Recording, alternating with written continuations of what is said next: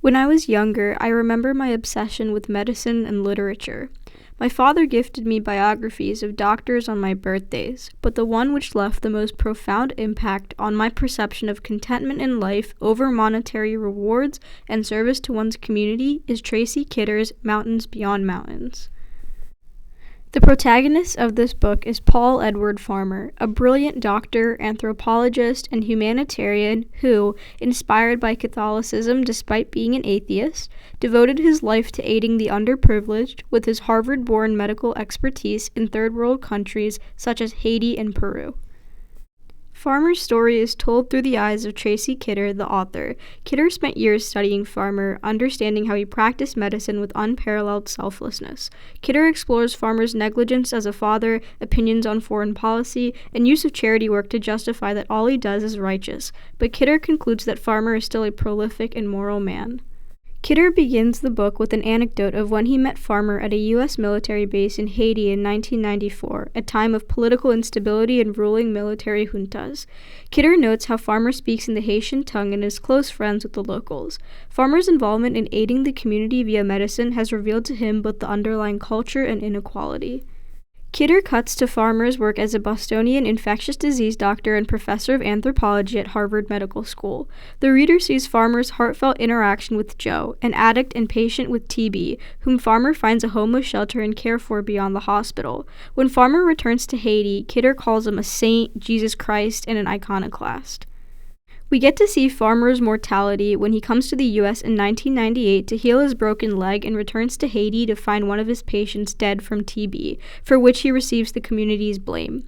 Farmer refuses to give up on healthcare in Haiti and, using the scientific method, tries to overcome the U.S.'s narrow-mindedness and Haiti's poverty to maximize TB treatments. Kidder takes a pause in narration for Farmer's biographical information.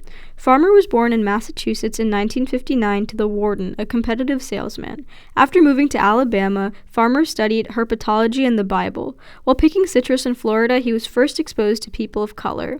Farmer attended Duke but refused to let fraternities and academic honors blur his love for people. Inspired by 19th century Dr. Rudolf Virchow, Farmer pursued cellular pathology, but he channeled his humanitarianism into the public works project of rebuilding Britain's sewer system.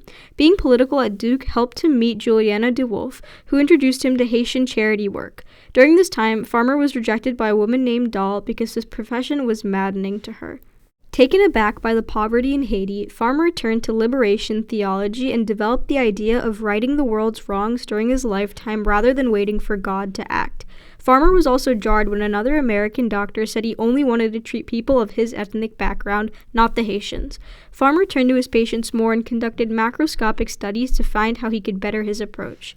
Farmer was open-minded and accepted Haitian traditions such as voodoo, wearing a cross himself and appearing like the village's priest. While individuals like his lover Ophelia and Kidder could not begin to understand him, people like the local priest who built a pipe system for the community and Tom White, director of Project Bread, related to Farmer's knee-deep involvement in combating HIV and malaria in Haiti. A fatal flaw is revealed when we see Farmer showing affection for his patients but unable to do so for the people closest to him. The Haitian political situation with dictator Baby Doc also frustrated Farmer, but he returned to the U.S. and founded Partners in Health. Farmer earned his Ph.D. but did not return to Haiti because he became a political target for supporting Aristide. He was eventually taken off the no-fly list. When Farmer returned to Haiti, he became politically active, collecting money to lead an underground pacifist resistance movement. After receiving honors in medicine, Farmer turned to journalism to elicit support for Haitian healthcare. However, in L'Ennemi La Santé, Farmer's health projects were abandoned because patients and nurses were harassed for not supporting the military junta. Kidder admires an epidemiological map that Farmer created of Haiti and shares frustration and pharmaceutical reluctance to provide TB drugs to the poor. Farmer broadened his aid to Peru after the death of his Peruvian friend from TB. With the help of Father Jack Russin, a social justice activist, and Jim Kim, a PIH board member, Farmer began healthcare projects in Peru. In Caborayo, an American safe haven for migrant workers, Farmer set up a hospital and studied TB variants. Here, Farmer was ashamed of his excitement spurred by discovering the amplification of TB via the drug MDR-TB due to the human suffering it caused. Farmer elicited the help of Dr. Michael Isman and other TB specialists, but Kim makes a point that rich countries only prioritize preventing disease from spreading to them. In 1994, Farmer married Dee Dee Bertrand, the daughter of a schoolmaster who understood Farmer did not have much time to spend with her. Meanwhile, Farmer struggled with PIH funding, and while he split his time between Haiti and his family, he contracted a disease, revealing his mortality and vulnerability. In Peru, due to Farmer's agitation, the government changed its approach to healthcare. Kidder sheds some light on Farmer's colleagues. Jim Kim was part of a racial minority in the U.S., so in Haiti, while Farmer took the approach of righteousness, Kim took the approach of racial solidarity. Farmer focused on medical aspects, while Kim focused on economics, facing the World Health Organization and its belief that widely available TB drugs will join the black market.